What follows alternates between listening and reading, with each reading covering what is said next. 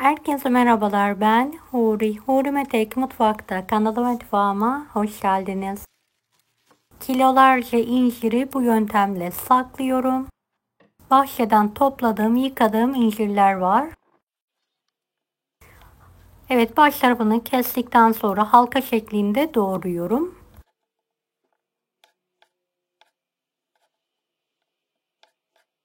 Evet, kurabiyelik ve turtalık olacak şekilde orta incelikte yuvarlak yuvarlak keselim.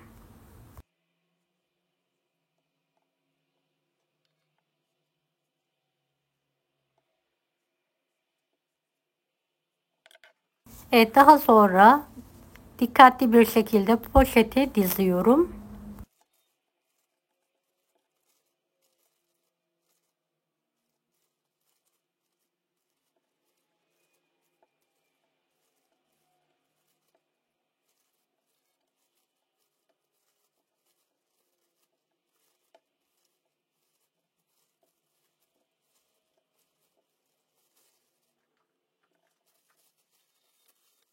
Havasını alarak bağlıyorum.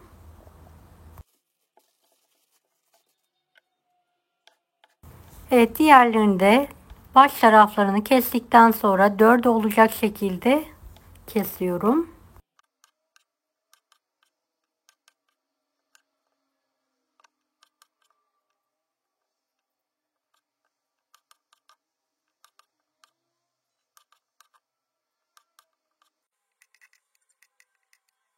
Hepsini farklı yöntemle keserek hazırlıyorum. Evet, buzdolabı poşetini alıyorum ve dolduruyorum.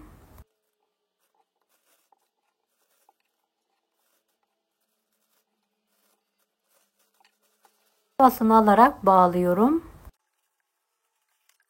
Evet, kalan incirlerimi de şöyle minik küpler halinde doğruyorum.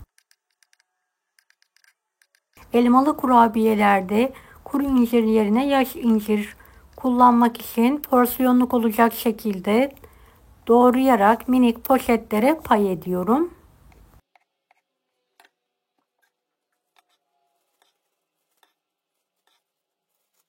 Beni hangi ülkeden veya şehirden izliyorsunuz merak ediyorum. Yoruma yazarsanız sevinirim.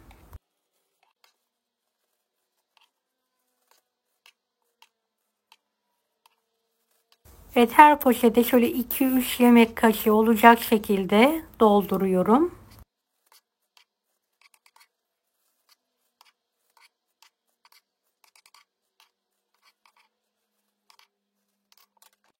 Havalarını alarak düzelterek kilitlerini kapatıyorum. İhtiyaç zamanı buzlu bir şekilde kullanabilirsiniz. Evet, bahçede bolken bu şekilde değerlendirmek istedim. Sizler de bahçenizde, evinizde inciriniz varsa mutlaka bu yöntemi deneyin. Evet, incirlerim hazır. Buzluğa kaldırıyorum. Deneyecek olan herkese şimdiden kolaylıklar dilerim. Kanalıma ücretsiz abone olmayı unutmayın. Allah'a emanet olun. Hoşça kalın. Daha farklı tarifler için bunları da izlemeyi unutmayınız.